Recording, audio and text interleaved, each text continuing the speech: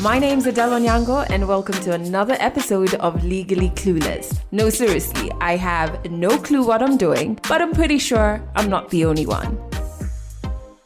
Hey you, welcome to episode 153 of Legally Clueless. If this is your first time listening to the podcast, welcome to the family. Make sure you join our fun, cozy corner of the internet on our Instagram page. We're at Legally Clueless Podcast. And actually, the page is really growing. And earlier today, I was attempting to get to know the people on Instagram. So let me send a few shout outs to some of the people who commented on the post. Sorry, it's loading. Akima internet.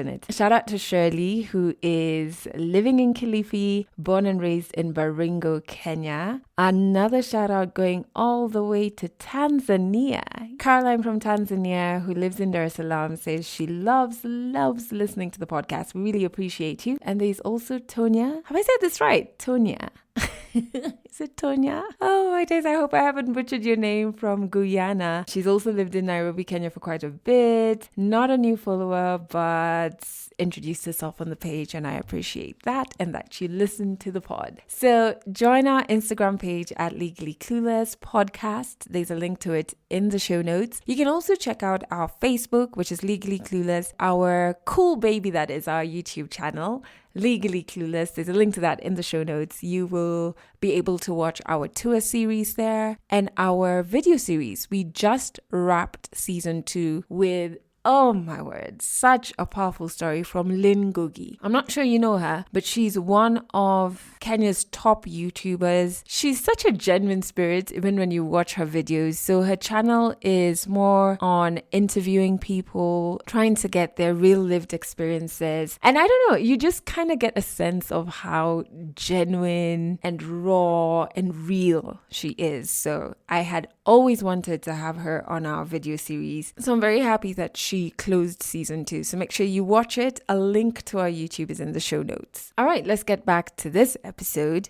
This is what's coming up. People call me Moha Graphics. After my father died, I think I knew my mother is there. So it was not that hard for me. But when my mother died, I was asking God, kwa nini mamangu? I went to the workshop. I saw the car being resprayed. And the same designers doing the same car, which I did. It was really hurtful. I remember I cried all the way from Buruburu to Isili. I did another Matatus called Tasmania. It came on Citizen Live on news. I made its face like a Transformer's face, because sometimes things become so hard. Like last year when Corona really hit, it was really hard for us. I was in another garage in industrial area. The rent was too high. It defeated me to pay. I went into depression. There was no work. I've never stopped trying to become better. I still study about new kind of paints, new kind of ways of spraying cars, what kind of new technology is there. That's another person that I've always wanted to get on the podcast, Moha Graphics. He's really at the core of Matatus culture here in Kenya. I'll tell you all about that a little later. His story is coming up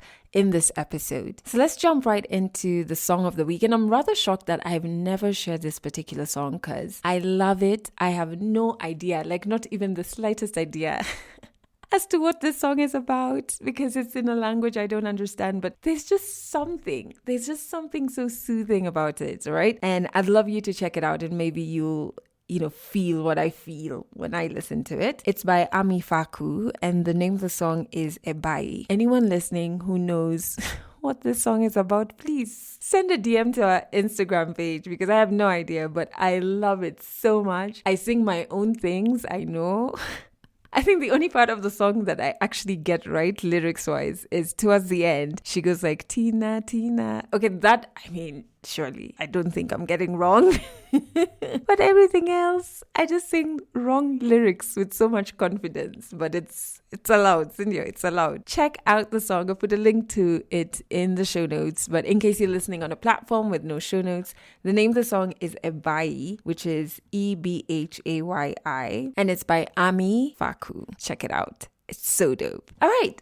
Before we jump into 100 African stories, just to check in, I hope you are doing well. And even if you're not, I'm sending you so much peace and grace to just kind of navigate whatever it is that you're going through. On my end, I think after my birthday, I immediately just experienced a very challenging week, very, very challenging week. And sometimes it's hard to juggle personal, emotional stuff you're dealing with and still show up for work or whatever other commitments that you have. That was hard this week. That was really hard because I'm part of a project, and this week we were actually doing like on-ground activations. So not only do I have to show up, I have to interact with tons of humans and be chirpy.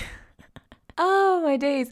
It's what I found that in the hours leading up to the beginning of those activations, etc., that come as part of this project, I'd just be like anxious and just trying to master the energy to just show up. But what would happen is once the activation starts, like everything else that's stressing me in life just kind of fades to black, and all that matters is what's happening in that moment, which is a really good skill to have. I do not know how I mastered it.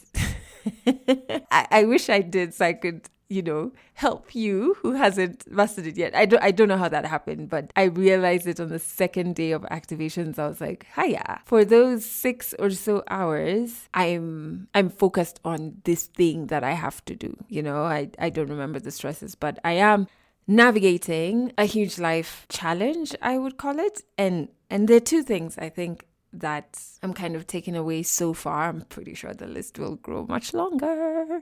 Right now it's two things. The first one is I think sometimes want to speed through challenges or like rough patches in life. I want to arrive on the other side fast, and in a hurry, because sometimes pain or dark moments can be so uncomfortable, right? But again, and I think I've said this on the podcast before, it's so important for me to allow myself to feel. I read something this week from a poet. It was part of a poem he wrote, and it said, no feeling is final. So you need to, instead of being scared of the terror that sometimes comes our way in life, he was basically saying, welcome both beauty and terror. They're there for a reason, and no feeling is final. So this too shall pass, basically. So there's that, and just kind of like ride it. And the other thing that this particular poet, I would share his name, but then the page refreshed and I lost his name and I lost his work, which is so sad. Okay, well, some of his work I didn't lose, but it doesn't have his name. Anyway, I'm sure I'll find it soon. But the second thing he said was on questions. And sometimes, like when we're going through things, you'll either be like, why is this happening to me? Or why is this happening at all? Or how do I solve it? Like there's so many questions when you're going through uncomfortable patches in your life, and you're kind of like looking or questioning the universe and you're trying to find a solution, right? This poet said, live in the questions, which I thought was so profound. Isn't that like a process that we try and speed up and kind of only want to live in solutions? Life can be lived in the questions, is what this guy said. And I found that to be very profound, especially and relatable to me in this moment. So just sit with the questions, live in the questions, and in doing so with time, the answers will arrive. Sometimes they don't arrive on our time. Most times they don't arrive on our clock. But there is something to be experienced when you live in the questions. I found those two things to be so profound. You see why I like poetry? Teaches you so much. Anyway, as you sit with those two things, and as I try and figure out this poet's name so I can share his name with you for heaven's glories, I'd like to remind you of a partnership that I'm currently in with the European Union. This is a partnership that I've mentioned, I think, an episode ago, in episode 151, the one that features a very powerful story by Dorcas. We went to Kisumu to record that story. So another story that we did in partnership with the European Union, you will hear in this episode. And the reason that we're doing this is that the EU in Africa campaign is geared towards celebrating, recognizing, and accelerating Kenyans and Africans really who are doing extraordinary things, amazing things in the creative space, in agriculture, in tech. And one of those people is someone I've always wanted to have on the podcast. He is at the core of Matatus culture. So for those of you who are not from Kenya, our public transport consists of, is very messed up first. Man, I hope we figure it out sooner rather than later in terms of systems, that is. But it also consists of vans or minibuses, which we call matatus. Now, in other countries, they will be like one color, very dull. Not throwing shade, but one color, very dull, very boring. No art whatsoever associated with them. But in Kenya, it's very different because they are really part of our modern culture, you would say, because they range from having graffiti on them, so portraits of musicians, personalities. I've even seen some where the matatu owner has put like a portrait or picture of his wife or kids on their matatu, which I thought was pretty cool. There's that. I think that's like a standard. So when you are in various urban cities or counties in Kenya, you'll spot a lot of art and graffiti on the matatus, and it's quite an interesting thing to see and try and decipher, like, oh, it's like moving art galleries, really. And it stems and it goes from that to even some having like changing the actual shape of the minibus. So there's some that end up looking like Transformers or this like army truck. Hey, I remember there was one, I used to live in an area called Langata, and there was one on that route that looked like an army, like just like a tank. It used to scare me, man. Whenever I'd be coming down Langata Road and I spotted behind me, I'm like, oh my God, oh my goodness, can he see me? But it is art, it is art, and it's loud, it's artistic, it's vibrant art, and it's a tourist attraction in its own right. Many of these matatus that have the graffiti, etc., you will spot the name of the artist somewhere. And there's one name that I think every Kenyan has spotted because his name is on so many matatus. Moha or Moha Graphics. And I've always wanted to record his story and just get to know his journey a bit more. And I'm very happy that thanks to the European Union, we made that happen. So at the beginning of the year, we went to his garage and got to learn so much about his journey, where he came from, and how his passion for art started so many years ago, so many years before we started spotting his name on matatus. Legally Clueless, in collaboration with the European Union, supporting local initiatives. My full name is Mohammed Kartar.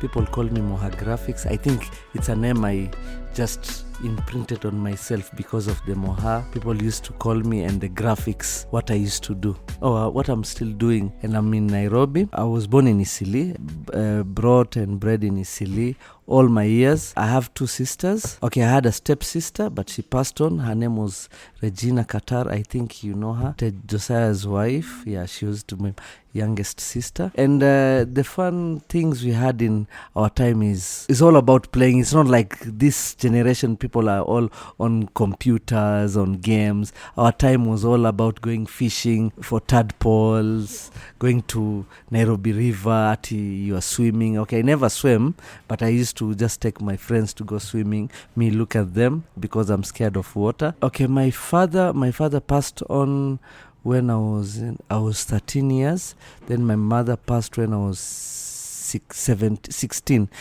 just 1 year apart. Yeah, life changed because we were all dependent on our parents. My father was Kikuyu, my mother was Arab. Now you see, after they died, our families were like apart. No one used to care for us. We are all by ourselves. I used to do car washes. I used to be a makanga. I used to make stickers so that we could get something for me and my sisters to survive on. So it was really hard. Life changed drastically because it was like we had everything, Then after our father died, it was all upon my mother, and my mother got really stressed and all that because they loved each other so much. That's when my father passed, my mother started becoming depressed, and I think she died because of depression and all this, because at that time there was no counseling and all those things. So it was really hard for her. She had three kids. She was not working, so it was really hard. But I thank God, at least Allah, after he took my parents from us, I think he made us stronger, because if it wasn't for them, I think I would be one irresponsible person, because I used to depend on my mother so much. Even if I want to take a glass of water, I have to tell Mom, I need water. So I think Allah did his best, because he always does something better for you. Maybe for you think it's not good, but when he does it, it's always best for you. He's never wrong. After my father died, I think I knew my mother is there. So it was not that hard for me. But when my mother died, I was asking God, kwa nini mamangu? Okay, mbona mimi? Because I used to go up on the top of our building. I was looking at everyone. I was asking God, now you saw not all of these people could lose their mothers, only me. There was a time I wanted to kill myself, because I never saw another day without my mother. She used to be my best friend, my best everything, my everything, and now she's no longer there. So at that time I was like, I never thought about the future, because in my head there was no future without my mother. Because those days people never used to die like these days. People every week, you see my cousin is dead, my brother. But that time it was something very hard for someone to absorb, and it's your mother. I never thought of having another future. I was like, I knew I was going to follow my mother, because sometimes I used to go and try and do something so that I can just die, or try and walk on the road, maybe a car hits me, I die, and nothing happened, because I believed. Because at that time I started getting strong friends with strong faith, older friends who used to teach me things which I never thought. Because at that time I was always being taught by another friend of mine. He always used to tell me something: Allah will always break you to make you. And for me, I think me losing my mother was something really bad, but I always thank Allah, because he did something which he knew would make me a better person today. I did like everything. I started working in a grocery shop, helping someone so they can get 10 bob, 30 bob, then making stickers, because you see, I'm an artist. Even when I was going through all this, I used to paint pictures, trying to sell to shops, people to sell for me, or just hang them somewhere, just then wait to see someone if he's speaking. Then when he's speaking, 50 bob. I did shoe shining, I did garbage collection, I did car wash, I did like all the kind of jobs mtaani someone will do just to make something. After I finished school, my father used to work with Manu Chandaria. Now after we finished school, me and my sister, we were both taken now to where my father used to work, because my father used to work at Galshit, Instill. He used to be like a general engineer there. So I was put in Galshit, my sister was in Instill. I used to work as loading. I was on the loading bay. My sister was put in accounts, where she was taken to secretarial accounts, but for me I was just putting on the loading. Story yako kuishia hapo. No, I never enjoyed. I was never satisfied by doing those things. Okay, I used to get a salary. For us, that was the main thing, getting something. But with my soul and my passion and everything, I was never satisfied. I was like deprived from what I love doing. And at that time, I never thought that art is okay. To us, art was just part of a gift Allah has given you. So you're an artist, so you'll become an artist, then you work. That was normally what used to be, because even if you're a singer, you will work and sing, but not like now. If you're an artist, you're an artist. If you're a singer, you're a singer. You are a journalist, you're all that. You see, at that time, we never thought that what you are gifted of can feed you. I think I changed, the perception of people, because people never thought that what you are gifted or your talent can take you somewhere. I think when I did it, and I was different from the people who are doing the kind of job I'm doing till now, because at that time, being, let's say, a Mwarabu guy, always sugua gari. You cannot do these hard things. You are either a supervisor or the boss. People never thought that being even a girl, you can do something different from those kind of your gender is doing. Yeah, I used to draw every day. I never stopped drawing. It was like part of me. And a good thing is, at that time, I used to just make people shock. I was like taking a paper, 2 pens, drawing with my right, left. Now people in the office looking, so you can draw, yeah? So you can do this. It was like fun, making people feel good. But after I left Girl Shit, I went to another company called Tononoka. I worked in Tononoka for like a few months, but it never went well. There was some problem at work. Then I was chased. So I went to another company called Salias. Now from Salias, that's when I was given a job of salesman. I was given a diary, a very plain diary, good one for drawing. So instead of putting contacts of clients, I used to just draw patterns. So after some time, people are bringing sales, me I'm bringing zero. Then there's a meeting. There was a sales meeting. All the salesmen were called up to the boss's office. Me, I was trying to make myself very busy cleaning, arranging files, so I could not be called. So, and it worked. So after people were called, the boss called me. Once after he called me, gave me, I think it was 200 shillings. He told me, go buy for me Embassy Kings. So I went to buy for him. So after that day, he started using me as his messenger, because he knew I was not selling, but he knew there was something wrong with me. I was really good with my hands. He wants something to be done to his car. He's like, Mohammed, can you do something? Just go get the mechanica, do this. I was all hands on. But when he tells me, write for me a receipt, I was like, okay, now do I start writing? You see, after some time, he called me. He told me, give me your diary. When he opened my diary, it was full of portraits, artwork. He's the one who told me, Moha, you should do this, what you want. He called the accountant. He told him to pay me for 2 months. At that time, I think I was getting 6,000. I think they're 7,000. I was paid for 2 months. After I was paid for 2 months, he told me, now go look for what you love. Imagine that's my boss, but he passed on. He was the best boss I ever met. And I think I'm trying to be like him. I never want to force someone to do what they don't like. Even at my work here, I ask my boys, unataka kufanya kitu? You really want to do it? If you really want to do it, do it. If you don't, tell me what you want, then we'll do that. After I left, that's where I went to. I looked for a garage called Catskill. I went there. I was standing at the gate. Then I met another owner of another vehicle, which I used to sell for him stickers when I was in school. He was like, what are you doing here? I'm telling him that I'm doing Matatus. So he told me, just come. I have my Matatu here. Then from there, I did the Matatu. It came out very well, but because the other designers who were there, the sign writers and all that, they were so jealous. They gave him bad stories about what I was doing. So the car had to be resprayed again. I lost everything because after we went inside, he showed me the car. He told me, now I want my car, this one to be done. So, but the other Matatus being done.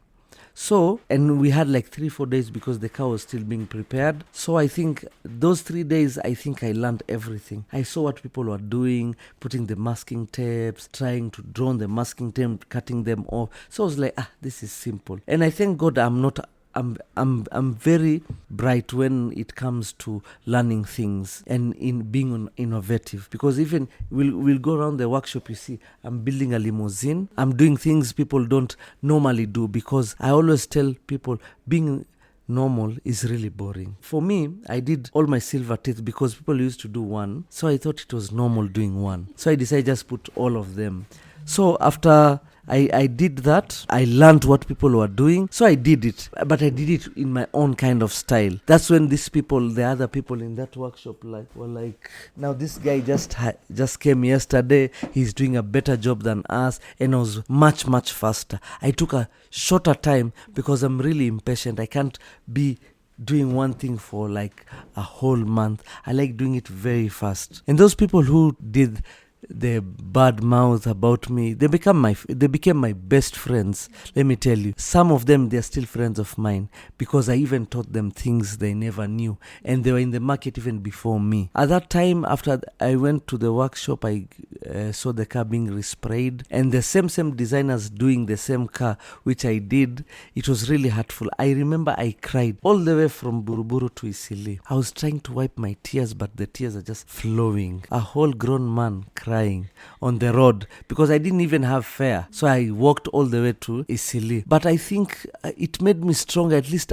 because I learned one thing, because without failing, you'll never succeed. Without going through all these bad things, you'll never reach a point where you are like, you know everything. I thank God at this point as we are speaking, there's nothing about cars I don't know. There's nothing about art someone can come and tell me, I'll teach you. I think I've done enough mistakes in my life. I think I've gone through 15 years of just mistakes.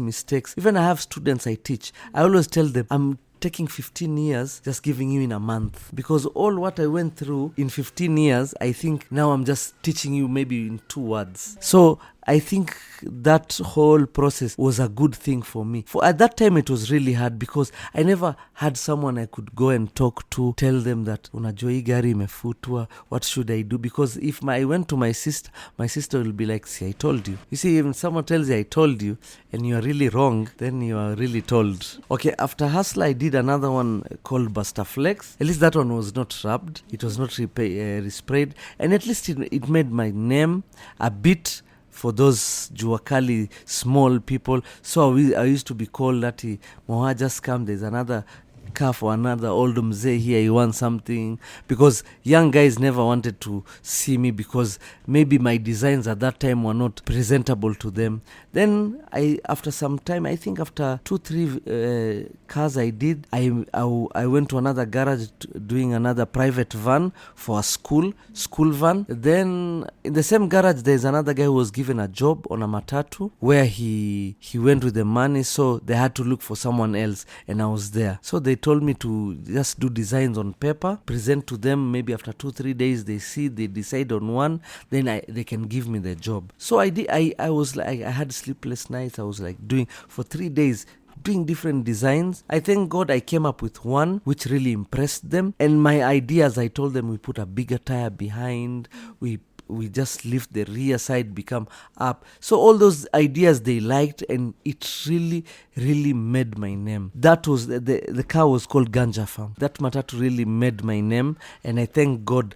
After that time till now, I've really worked hard. I don't never stop working hard, because people say becoming number one is really easy, but maintaining that position is really hard. So I have to work every day. I work so hard. Every day I try and create new things so that I can still be relevant to everyone. I've been in this industry for over 20 years. New guys are coming, younger people with new ideas, good ideas. But I thank God I'm still there. People still know me. People still look for me. And I still work for their cars. With me, I think, okay, I'm not that business minded. I think all this is just the grace of Allah, the grace of God. The first time I remember I charged a car for 4,000. I used up to 15 to 20,000. And that was not the last time. I think I did it more than enough. My sister was like, you see, my sister is doing accounts. She's an accountant. My sister is like, how stupid. And let me tell you, I won't lie to you. Even till now, sometimes I undercharge, because the main thing I love doing is working. I work so much, but what I get is not equivalent to what I work. But I thank God, because as much as I work, Allah sustains for me. The money comes. Sometimes I even get more. Sometimes I even get less. But the first time it was really nice. I used to get every time less. I used to charge like 3,000, then I used 10. The time I'm charging 20, I'll use 50. So it was like a trend for me. I used to charge lower than, I don't know the problem was what, but I think I should go to business school now. After the Ganja Farm, there's another one, a big Matatus it was for Isili, yeah. It was called Old School. There's another one called Fujo Tupu. You know, all those. Then there's Vishasha, Vituko. There are names which I always remember. They have a place in my heart, because they really made my name at that time. I used to be a superstar. Like, I remember the one I did for Old School. Then I put BIG behind there, because the owner used to be like, looked like BIG was really fat and all that. So I just did a portrait for BIG behind. Then I did the name Old School. The whole car, I filled it with this hash thing with stickers. It was really nice. Then there was a time not very long ago, I think in 2015, I did another Matatus called Tasmania. It came on Citizen Live on news. I came with it to the stage. I made its face like a transformer's face. Yeah. So those are the things which I think I can never forget. Yeah. Even I think it was in 2002, 2003. There's a time Juakali removed a track called Kiasi. I'm the one who did the first Matatu called Kiasi. The song was really new. Now my friend called me in Mombasa. I did the Matatu for Kiasi. Now after that, I did like all the Matatus in Mombasa. Every 2 weeks I was in Mombasa doing 3-4 cars. Went to Kisumu, went to Nakuru, went to Eldoret, everywhere. I've even gone to South Africa to do a bus, graffiti with galaxy theme and all that. It was for an advertisement, but they wanted it to look like a matatu.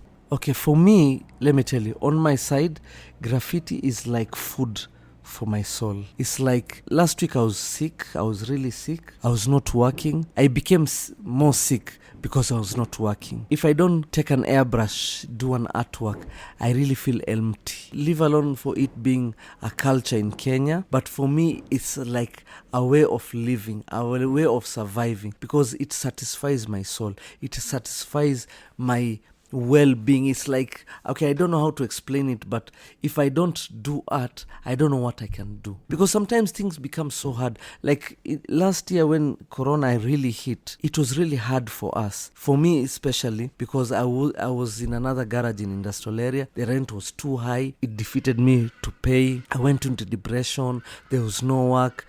It was really hard, because provided I get something. That time I used to just do t-shirts. I used even to do t-shirts for free, because if I don't do something, I become more depressed. I just go home. My hands becoming so clean, it's a problem for me. Even my kids, when I go home, my hands are clean. They were like, "When mgonjwa, you are sick." So for me, graffiti is, I think, a way of surviving. Me, without doing it, I don't know if... I know I will survive, but not for long. I think I'll be mad, because I have too much creativity in my head. Okay, I used to work from home. You see, Corona, work from home. So me, I started working from home, because after I used to go to different garages, now it was overwhelming for me, because someone is calling me maybe in Embakasi. One guy is in Embakasi, another one is in Buruburu, the other one is in Rongai. So it was really hard. So I decided, let me just start... Someone looking for me, just tell them to come to my workshop. My workshop was at home. I used to stay in a building where my parents used to stay. Now the cars used to come there. Not after I look for someone to do the sanding, then the panel beating, then I do the paint, then the graffiti. Slowly. But it reached a point where now the cars started becoming many in our premises. So in 2003, I got a garage in California. Just near Mpambe Dishes. I set up there. I think I worked there for like 3-4 months. Then I got another one, because now the owner used to overcharge me when he sees too much, because at that time, that's when Swalem Doe featured me in this Bongo la Biashara. So the owner was like, now you should start advertising my premises, Nini, don't use the Moha thing, you use my name, Matimbei Motors. Then I left that place. I got another garage in Isili section 3. I think that was in 2003, 2004 there. Now from 2004, I was in Isili till 2017, where I moved to industrial area. I stayed there for 2 years. Then I left. I came here to Ngong Road. And here I'm really satisfied, because it's a bigger place. The environment is really good. Okay, I've been working with different people, even EU, Africa, and European Union. I've done 4 vans for them. They're telling me now we are looking for vans, individual vans for people. We want to incorporate graffiti with the European Union. Now they were like, the European Union is all about peace, is all about bringing the youth and the society together, all these things, innovation, music, dance. So that's where now they got my attention. Then I told them, if we have 4 vans, we can do 4 themes. We can do music, we can do dance, we can do innovation, that's tech, and we can do culture. Culture meaning fashion, where involves people who are youth and involved in this. Now you see, like the first one we did for Octopizo. Octopizo was all about music. I did all the music instruments, and we incorporated the European Union logo and the flag. And you can imagine, for Matatu people to accept something like this is like a corporate brand on a Matatu. Normally they refuse. But how I put it, it really made those Matatu owners really like it because they have their colors. They have blue, yellow, a bit of orange, dark blue. So I incorporated all this in a graffiti kind of form, artwork, and everyone liked it. The EU loved it. The Matatu owners themselves, they loved it. Even when I went to Mombasa, I did the tour. The owners were like, they were a bit skeptical about, Mohana, we are doing the light blue and the dark blue. How will it become? I always tell them, if you trust me, I will do something good. And they trusted me, and the EU trusted me. We did a beautiful thing. It really takes time. The ideas takes like 5 minutes to think. It really takes a lot of time. Yeah, the 5 minutes is really long. Now, because they told me to just draw it down, I told them I have a problem in doing something on paper where I'm supposed to do on the body, because I have two kind of papers. When I do on the white paper, I cannot do it on the body paper. So they gave me the chance. I told them, let me start work on the vehicles. When I'm working on them, every process I'll send it to you. You like every process, I'm okay. You don't want it, I'll redo it. Because when I do something, I think at this point I'm 100% sure you'll like it. I don't do things to make myself see nice. I know how to catch someone's eyes. And when it came to the portraits, like for the one I did for Octopizzo, I just went to Octopizzo's Instagram, just picked a screenshot, a picture, send it to the EU people, told them this is what I want to do.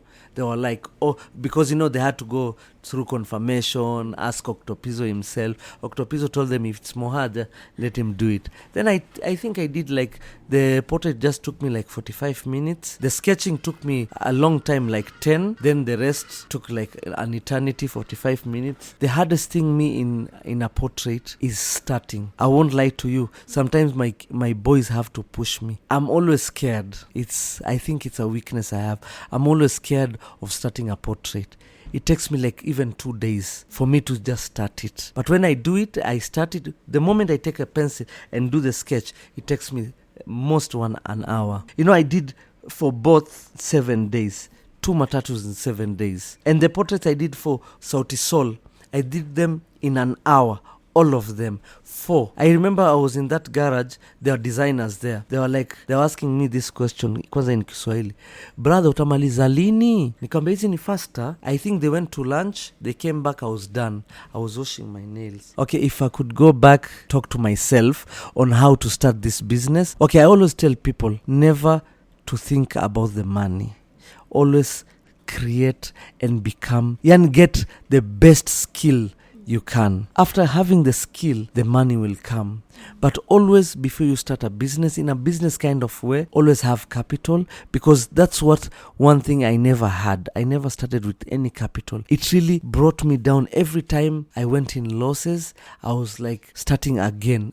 Every day I was starting a new Moha Graphics. After 2 months, I'm starting another Moha Graphics because I've gone to a loss of 100,000. Now I'm starting again. But if you know you are good, you have your skill, before you start something, make sure you have the tools, the materials you need. And if maybe you are selling something, what you are selling, you have to have the know-how of what that thing is. Never start something with no knowledge. For me, all the young people want to start something with their passion, with their talents. They have to become really good at what they are doing. And never think of the money they are going to get. Money will always come. Skill is what you have to build. Money will come. The older I become, the better I become. I get more skills. I'm becoming mature. I'm realizing the mistakes I did when I was young. Some other things, I'm trying to become more innovative, because at this day and age, the more innovative you become, the better you will live. Because you see, now I'm doing new things. I never thought that time I started doing Matatus, I will be doing limousines. I did a bus for EABL. I did it like a club inside. The DJ box, TVs, lounge, everything. No one told me that one day I was going to do that. But the thing is, I've never stopped trying to become better. I still study about new kind of paints, new kind of ways of spraying cars, what kind of new technology is there. Because in Kenya, we are still really, really behind. Because I went to China for a seminar and a competition where I thank God I became top 5. I learned a lot of things. We are really, really behind in equipment, in innovation. It's all upon us, the people who people depend on to start innovating. Legally Clueless, powered by the European Union, enhancing Kenyan ideas, creativity and entrepreneurship by supporting different sectors from tech, education, agriculture and healthcare. Visit EU in Kenya on Facebook to find out more on what's happening near you. I hope you enjoyed that story by Moha. I really enjoyed recording it and just being at his garage, watching him in action. Actually, when we finished recording the story, he took us to a Matatus he was working on just like next to his office in his garage. And then, impromptu, unrehearsed, he just gets his paints ready and he starts like painting this piece on the back door of the Matatus, and in literally 5 minutes? At most 10, but I think it was 5 minutes. He's done with this thing he just hadn't rehearsed. He just it came so naturally to him. And also what was very interesting is that he's ambidextrous. So he's using both his right and left hand. So we got a bit of video when we went to record this at his garage. So if you check out Legally Clueless podcast on Instagram, you can watch that video. Hey, blew me away. And to find more inspiring people just like Moha or like Dorcas, whose story was in episode 151, you can check out EU in Kenya on Facebook. I've put a link to their Facebook page in the show notes. I think sometimes why this entire exercise that we're doing is important is sometimes, especially like in traditional media, there is a lot that isn't going right in the country. And once you're constantly being reminded of that, you can think that that's all there is to us. But there's some really brilliant stories.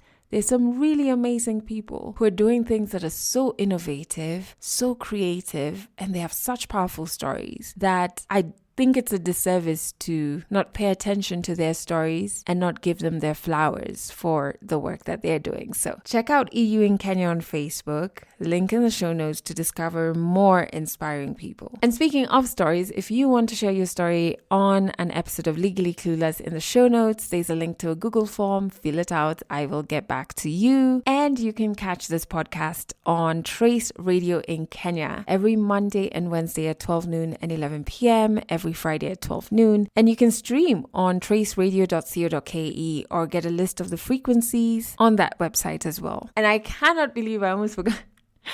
Oh, my days. Maybe it's age. But also, I don't know. I don't think I've ever been a Valentine's Day person, but like this is going up on Valentine's Day. I don't know what that means. Actually, just yesterday, a friend and I were watching a Kenyan YouTuber giving a list of different gift ideas for somebody who's dating a man to give this man, right? So she categorized them like, oh, if he's a husband or blah, blah, blah. And then in the category for it's complicated, I really feel bad for people in there because the gifts... one of the gifts was a keychain. I don't know what... That really stuck with me because I was like, I can't imagine receiving a gift like in a box. I don't know, you know, it's a tiny box, you're like, wow, this must be something. And then you open it and you find a keychain. Oof. I don't know. Maybe I guess if it's not one of those branded promo ones, but still, a keychain. Anyway, for what it's worth, happy Valentine's Day if you celebrate it. I hope your day is full of love. You know what? Not just Valentine's Day. I hope all your days are full of love, are full of peace, and what else do I hope for you? Ooh, grace. That's it for this episode of Legally Clueless. You can share this podcast with your friends. You can keep it for yourself. I'm not judging. Just make sure you're here next week for the next episode.